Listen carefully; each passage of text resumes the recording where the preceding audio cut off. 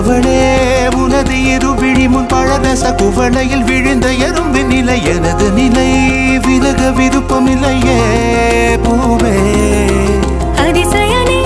பிறந்து பல வருடம் அறிந்தவை மறந்தது எனது நினைவில் இன்று உனது முகம் தவிர எதுவும் இல்லையே அன்பே